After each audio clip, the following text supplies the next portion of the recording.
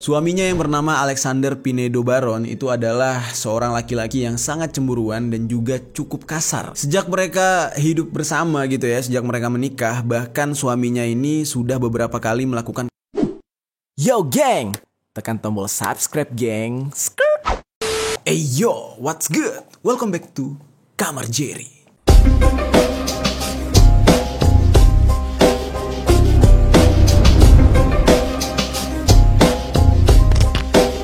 Geng. Oke, pembahasan kita hari ini akan membahas sebuah kasus yang melibatkan seorang TikToker wanita asal Peru, yang dimana dia menjadi korban dari aksi keji suaminya sendiri. Nama dari TikToker ini adalah Marilyn Martinez.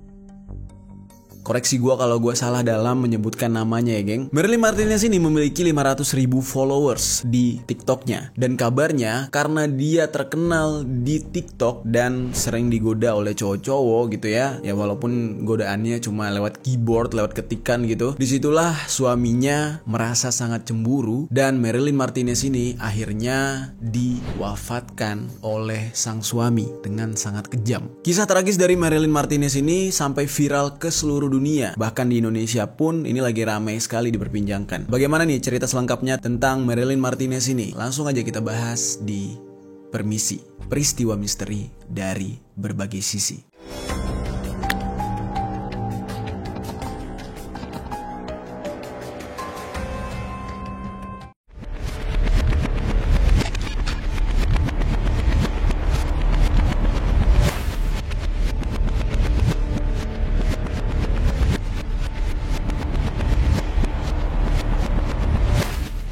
Marilyn Martinez umurnya masih 34 tahun. Dia ini asal Peru dan ya kalian bisa lihat dari wujudnya, dia ini adalah seorang ibu muda yang bisa dikatakan seksi lah gitu ya. Karena memang orang Latin budayanya seperti ini. Dari nama akunnya aja kita bisa melihat ya kalau dia ini adalah seorang hot mom gitu ya, kayak ibu-ibu muda yang seksi memang. Jadi nama akunnya itu adalah Marilyn Fit Mommy. Jadi wajar dia memiliki banyak sekali followers, sampai 500.000 followers di TikToknya. Dan ya sudah bisa dipastikan bisa jadi 70-80% followersnya adalah laki-laki.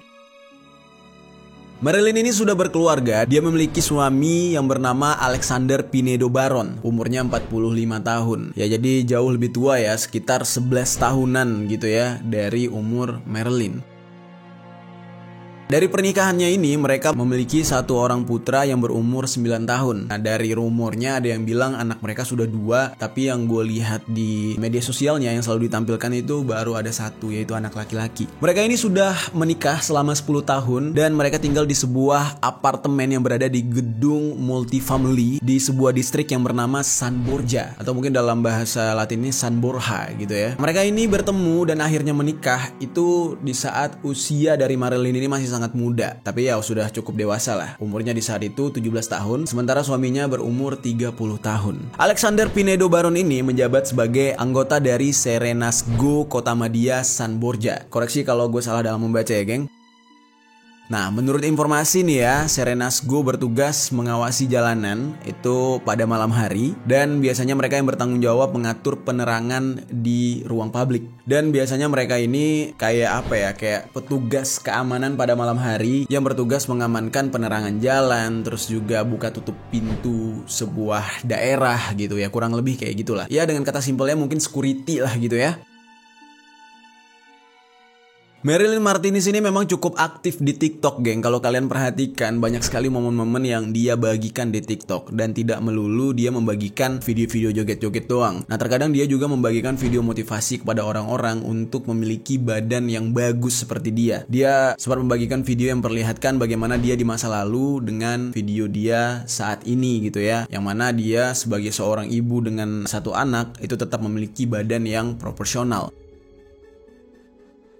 Terus juga dia tidak jarang membagikan momen-momen bersama keluarganya karena memang dia itu ya terlihat menyayangi keluarganya gitu ya. Dan tidak jarang videonya dia itu ditonton sampai berjuta-juta views. Lalu dia memiliki impian untuk menjadi seorang personal trainer alias pelatih pribadi gitu loh. Jadi karena dia berhasil membentuk badannya dengan begitu bagus dari yang tadinya melar gitu ya. Jadi dia tuh pengen berbagi ke orang-orang dan menjadikan kegiatan itu sebagai pekerjaannya dia gitu untuk bisa menghasilkan uang. Di media sosial sosial memang terlihat dia sangat ceria, kehidupannya sangat senang, dan seolah-olah ya yang ditampilkan di media sosial itu adalah sebuah keharmonisan dari keluarganya. Padahal di balik semua itu, kehidupan aslinya sangat berbeda drastis. Suaminya yang bernama Alexander Pinedo Baron itu adalah seorang laki-laki yang sangat cemburuan dan juga cukup kasar. Sejak mereka hidup bersama gitu ya, sejak mereka menikah, bahkan suaminya ini sudah beberapa kali melakukan KDRT. Dia pernah dipukul di bagian kepala, dia pernah ditendang di bagian selangkangannya. Terus juga hal ini dilakukan di depan putra mereka di saat putra mereka itu masih berumur 1 tahunan gitu loh geng. Jadi memang karakter dari suaminya ini sudah seperti itu. Jadi tidak heran. Dan kita juga kalau lihat dari penampilan suaminya, ya bukan berarti ngejudge dia dari covernya gitu, tapi terlihat gitu ya bagaimana orangnya tuh cukup dingin. Dan juga seperti yang kita tahu ya, orang-orang Latin itu ya biasanya punya karakter yang cukup kejam ya kalau misalkan berbicara soal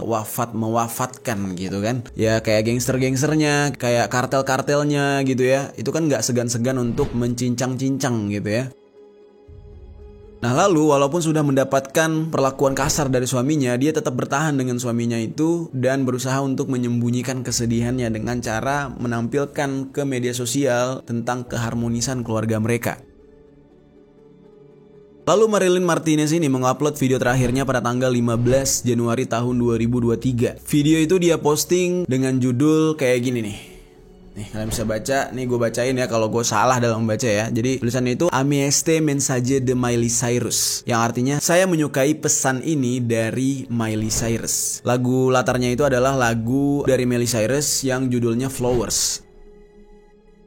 Nah lalu singkat cerita, video terakhir yang dia upload itu ternyata benar-benar menjadi akhir dari segalanya nih geng. Keesokan harinya kejadian naas ini pun terjadi, yaitu dia diwafatkan oleh suaminya dengan sangat kejam. Tepat pada hari Senin tanggal 16 Januari tahun 2023 sekitar jam 2 pagi kejadiannya. Pada saat itu Marilyn sedang berada di kamar apartemen kediaman mereka bersama anak laki-lakinya. Di saat itu dikabarkan suaminya ini cemburu pada salah satu komen dari netizen di TikToknya Marilyn. Nah suaminya ini kayak nggak terima gitu loh, ada orang yang menggoda dia. Nah padahal istrinya itu tidak ada yang menyentuh dan dia juga tidak merespon gitu ya. Tapi di sini suaminya itu benar-benar cemburu buta gitu, yang sampai pada akhirnya terjadilah cekcok antara mereka. Istrinya ini ya dalam kondisi dia merasa tidak bersalah gitu kan, karena memang dia tidak melakukan apa-apa. Nah tapi suaminya justru langsung emosi dan gelap mata. Di saat mereka bertengkar, suaminya ini langsung mengamuk dan menuju ke dapur. Di saat itu dia sudah tidak bisa berpikir jernih, langsung mengambil sebuah pisau dan dia kembali menghampiri Marilyn tanpa pikir panjang, langsung menghujamkan pisau tersebut ke tubuh Marilyn sebanyak 30 tikaman. Di saat kejadian, Marilyn ini sempat berteriak minta tolong sampai pada akhirnya tetangga-tetangga pun banyak yang mendengar teriakan Marilyn. Bahkan di saat itu anaknya yang sedang berada di kamar itu lagi tidur gitu ya. Karena Marilyn ini teriak sangat keras, anaknya pun terbangun dan sempat melihat ayahnya sedang mewafatkan sang ibu, yaitu Marilyn. Anaknya ini ya masih kecil gitu ya. Bisa dibayangkan bagaimana traumanya anak sekecil itu melihat tragedi tersebut. Dan di saat itu sang anak langsung berlarian keluar dan tetangga pun sudah mulai ramai. Di saat itu salah satu tetangganya langsung menelpon PNP atau Polisia Nasional de Peru untuk segera datang membantu. Dan menurut putranya, di saat sang ayah melihat putranya ini, dia juga gelap mata. Dia ingin mewafatkan putranya juga. Untung putranya ini bisa lari ke lorong apartemen dan dibantu oleh tetangga. Lalu tidak lama kemudian pihak kepolisian pun datang ke lokasi kejadian. Di saat itu Alexander ini nggak kabur, dia tetap berada di dalam apartemen. Namun tidak ada yang berani untuk masuk ke dalam apartemen menolong Marilyn. Akhirnya Marilyn ini wafat di tempat, wafat seketika karena kehabisan darah dan menerima 30 tusukan di tubuhnya. Ketika pihak kepolisian sampai di apartemen dan membuka pintu apartemen tersebut, yang pertama kali mereka lihat adalah genangan sirup merah dan juga tubuh dari Marilyn yang sudah terbujur kaku. Dan tidak jauh dari Marilyn, terlihat suaminya Alexander Pinedo Baron sedang terduduk menggunakan baju berwarna merah muda. Di saat itu yang diketahui oleh pihak kepolisian adalah Alexander ini sebenarnya berusaha ingin mewafatkan dirinya sendiri setelah dia mewafatkan sang istri. Namun sayangnya di saat itu dia tidak memiliki nyali yang cukup. Sampai akhirnya dia hanya bisa termenung, duduk, dan berserah diri. Lalu pada akhirnya pihak kepolisian Peru pun pada tanggal 16 Januari tahun 2023 berhasil menangkap Alexander Pinedo Baron. Dan di saat ditangkap dia tidak sama sekali melawan. Dia menyadari perbuatan buruknya, perbuatan jahatnya, dan mengakui semua kesalahannya. Dan menurut keterangan para tetangganya nih geng ya, memang pasangan ini sering sekali bertengkar. Motifnya itu adalah cemburu. Nah di sini sang suami itu seperti tidak bisa menerima gitu ya kebahagiaan istrinya bisa menjadi seorang selebriti TikTok, digemari banyak orang gitu. Nah padahal dari hasil bermain TikTok itu sendiri pun sang istri memiliki penghasilan yang dimana penghasilannya ini ya dia berikan kepada keluarga. Nah tapi memang suaminya ini cemburunya cemburu parah, dan anehnya adalah dia masih mengizinkan istrinya untuk bermain TikTok padahal dia tahu dia adalah pribadi yang cemburuan gitu kan.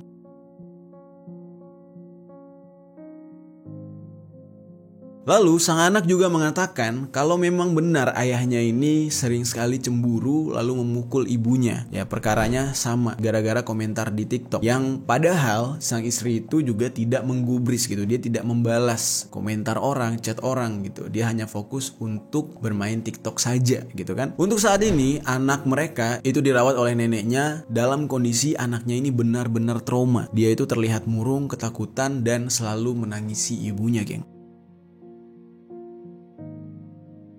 Dan lebih gilanya lagi ya, Alexander Pinedo Baron ini ketika ditanyakan oleh pihak kepolisian tentang apa yang dilakukan, dia bilang dia sama sekali tidak menyesali perbuatannya geng. Di matanya itu hanya ada rasa cemburu dan dia puas sekali telah mewafatkan Marilyn. Karena menurut dia ketimbang Marilyn ini diganggu oleh orang lain ya kan, ya lebih baik sekalian aja dihilangkan nyawanya dan dia tidak memiliki Marilyn, orang lain pun sama gitu. Jadi pemikirannya udah psikopat banget. Nah ini gue bacain kata-kata dari Alexander Pinedo Baron ini ya. Dia bilang kayak gini. Saya seorang dan saya telah istri saya. Dan saya akan membayar apa yang harus saya bayar. Rekam saya, semuanya telah menjadi belati katanya. Ketika saya istri saya melihat tulangnya. Wow, saya melihat semua sirup merah yang keluar. Jadi saya berkata, ini giliran saya. Tapi karena saya pengecut, saya tidak bisa diri saya.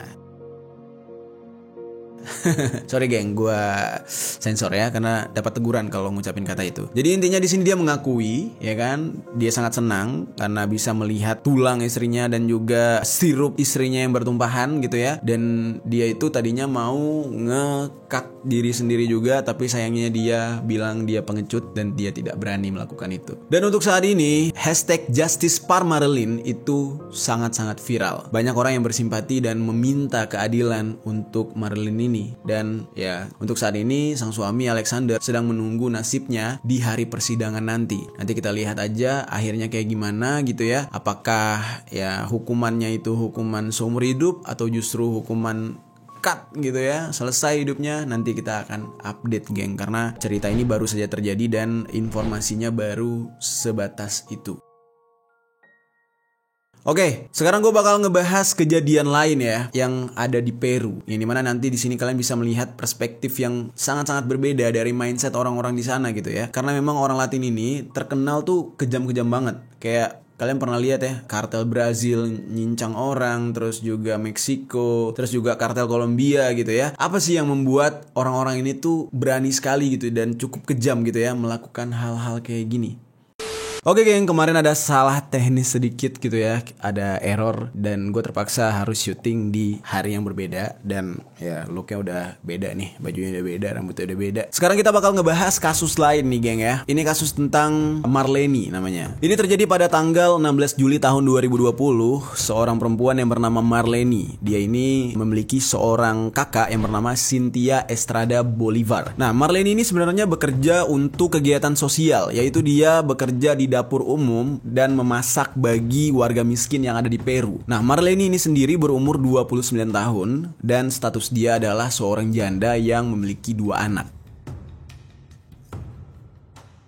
Kakaknya yang bernama Cynthia tadi itu tiba-tiba melaporkan kejadian hilangnya Marleni. Menurut keterangan sang kakak, Marleni ini tinggal di sebuah pemukiman yang cukup padat penduduk. Nah, tapi entah mengapa tiba-tiba Marleni hilang kabar dan tidak diketahui keberadaannya. Cynthia bersama ibu dan juga saudaranya yang lain berusaha untuk mencari Marleni. Nah, di saat itu mereka mencoba untuk mendatangi rumah Marleni. Tetapi di saat itu ada hal yang benar-benar mengagetkan, yang dimana di rumah tersebut ternyata ada mantan suami dari Marleni. Orang tua dari Marleni dan juga kakaknya Cynthia itu disambut oleh si mantan suami ini dengan sangat baik. Di saat itu dia mengatakan kalau Marleni tidak berada di rumah. Hanya dia dan anak-anak yang ada di rumah dan Marleni baru saja pergi. Di saat itu kakaknya yang bernama Cynthia ini merasa agak aneh dan juga berikut kesal gitu ya, karena Marleni tidak diketahui keberadaannya. Tetapi si mantan suaminya ini kok merasa kayak tenang-tenang aja, kok bilangnya dia baru aja pergi, seolah-olah Marleni benar-benar baik-baik aja gitu. Tetapi tidak ada kejelasan yang benar-benar bisa dipercaya dari keterangan si mantan suaminya ini. Lalu di saat itu Marleni dan ibunya ya akhirnya mau tidak mau pulang dan tetap berusaha untuk mencari keberadaan Marleni. Nah, lalu beberapa bulan kemudian, di saat mereka tetap tidak bisa menemukan keberadaan Marleni, tiba-tiba mereka mendapatkan kabar. Ini tepat di bulan Agustus ya. Di saat itu mereka mendapatkan kabar kalau suami dari Marleni ternyata pergi meninggalkan Peru bersama 2 orang anak mereka. Di saat itu anaknya tuh yang satu masih umur 3 tahun dan masih 8 tahun. Dan keberadaan dari mantan suaminya ini tidak bisa diketahui. Entah kemana dia pergi nggak tahu, dia nggak ada kabar lagi. Dia menghilang begitu saja. Disitulah keluarganya itu mulai khawatir karena memang sebelum-sebelumnya keluarga dari Marleni ini pernah mendapatkan laporan dari Marleni sendiri kalau dia sering sekali mendapatkan kekerasan dari mantan suaminya itu. Nah, lalu keesokan harinya, karena mantan suaminya ini tidak diketahui keberadaannya dan juga Marleni tidak kunjung bisa ditemukan, akhirnya keluarganya juga ikut melaporkan sang suami kepada pihak kepolisian. Namun di dalam kasus ini benar-benar miris banget nih geng ya, karena tiba-tiba nih ya, kepercayaan keluarga Marleni terhadap kepolisian langsung buyar. Nah, di Peru itu terkenal dengan para polisi korupnya, yang dimana polisi di sana itu hanya mementingkan uang dan bermalas-malasan. Di saat itu mereka meminta keluarga Marleni untuk tidak mendekati rumah Marleni lagi. Menurut polisi katanya ya ini sedang diurus. Ini sedang diurus, biarkan kami bekerja. Nah, tetapi permasalahan ini tidak pernah kunjung selesai dan tidak ada bukti kalau polisi memang membantu keluarga ini untuk mencari Marleni. Di saat itu keluarganya benar-benar kecewa dan mereka tidak bisa melawan juga karena ini sudah perintah dari polisinya gitu ya. Polisinya yang mengatakan harus menjauh dari rumah itu. Nah, lalu keesokan harinya Cynthia beserta dengan keluarga Marleni yang lain akhirnya memilih untuk pulang dan beristirahat. Nah, di saat malam hari, tiba-tiba terjadilah kejadian yang aneh. Di saat itu kakaknya Cynthia bermimpi kalau dia bertemu dengan adiknya Marleni. Kondisi Marleni di saat itu terlihat sudah tergeletak, tidak bernyawa, dan lokasinya itu ada di rumah mereka yang sebelumnya ya ada mantan suaminya di sana. Di saat itu Cynthia langsung menceritakan mimpinya itu kepada keluarga. Namun di saat itu keluarga merasa agak ragu, ya mungkin itu hanya karena kangen doang, mimpi doang, panik, jadinya ya mimpinya aneh-aneh gitu. Nah, tetapi Cynthia sangat yakin gitu apa yang dia mimpikan itu terlihat seperti nyata. Sampai pada akhirnya mereka meminta pihak kepolisian lagi untuk bisa datang ke TKP dan mencari keberadaan Marleni. Di saat itu pihak kepolisian akhirnya mengiyakan keinginan dari Cynthia dan keluarganya, dan pihak kepolisian langsung membawa seekor anjing pelacak. Sesampainya di rumah Marleni, didobraklah pintunya, dibongkar, dan mereka mencari ke segala sudut ruangan. Dan di saat itu ada sebuah hal yang cukup aneh yang terdapat di dalam kamar Marleni. Di saat itu anjing pelacak juga mengarah ke situ. Dia mengendus-ngendus, tapi dia mengendusnya ke arah lantai. Awalnya polisi tidak percaya begitu aja karena kan lantai gitu udah disemen, ada apa sih gitu kan? Nggak kelihatan juga gitu kalau memang di situ ada sesuatu gitu. Nah akhirnya dirabalah lantai tersebut dan lantai ini terkesan masih baru, ya kan, semennya tuh masih fresh dan juga agak sedikit kayak miring gitu ya, kayak nggak sama gitu bentuknya. Ditambah lagi anjing pelacak juga terus mengendus di situ. Akhirnya permintaan dari keluarga untuk membongkar lantai rumah tersebut. Awalnya polisi menolak karena menurut polisi ya itu sudah terlalu jauh kewenangan mereka, takutnya nanti nggak sampai di sana malah mereka jadi bermasalah gitu ya. Namun akhirnya karena desakan dari keluarga, mau tidak mau lantai itu pun dibongkar. Pada awalnya ketika itu dibongkar tidak terlihat ada apapun di sana. Namun ketika sekop mereka menggali lagi, tiba-tiba terciumlah bau bangkai yang sangat-sangat menyengat. Baru di saat itu Cynthia beserta ayahnya dengan gemeteran langsung menggali tanah bawah lantai itu dan yakin sekali itu adalah bau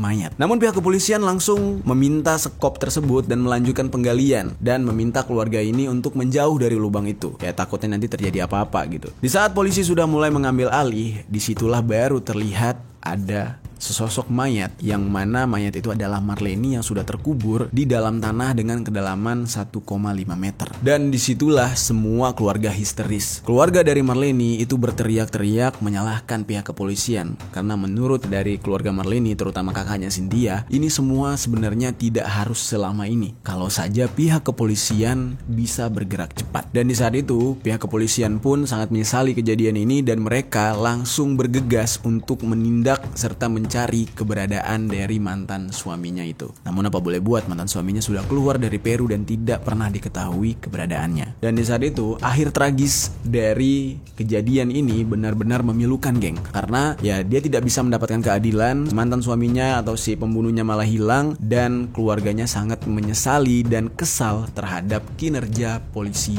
Peru.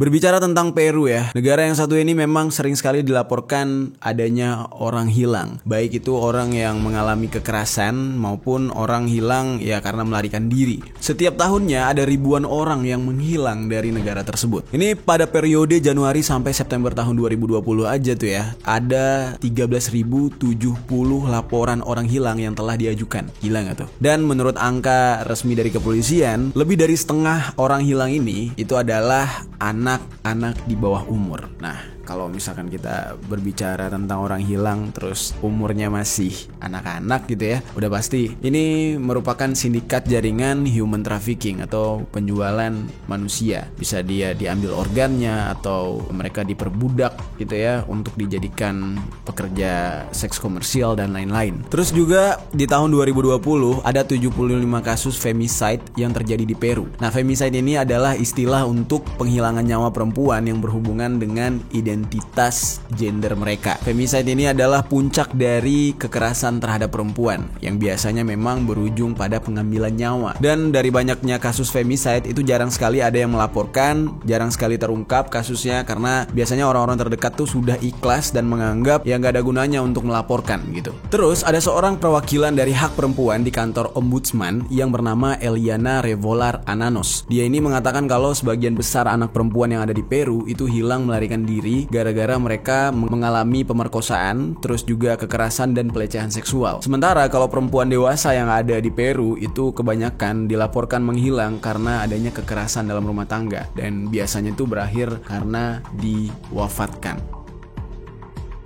Di antara Maret dan bulan Juli tahun 2020 sendiri ya, di Peru itu mereka sudah menerapkan karantina wilayah yang cukup ketat karena tercatat ada 11.000 kejadian kekerasan terhadap perempuan dan 30% korbannya adalah anak di bawah umur. Kalau dari kita lihat berarti harus dipertanyakan gitu ya, mental orang Peru ini gimana sih gitu. Apakah mereka memang seperti itu terhadap perempuan gitu? Dan apakah mereka tidak pernah berpikir gitu kan ketika mereka melakukan kekerasan terhadap perempuan, ya sama saja mereka kayak mengkhianati ibunya gak sih? Dan sampai saat ini kekerasan terhadap perempuan di Peru itu masih masih sangat tinggi angkanya. Jadi buat kalian ya yang mungkin menganggap wah di negara Latin itu enak ya, wanitanya cakep-cakep terus juga orangnya keren-keren gitu kan, negaranya tuh rapi segala macam, ya biar kalian tahu aja nih tingkat kriminalitasnya tinggi terutama untuk perempuan.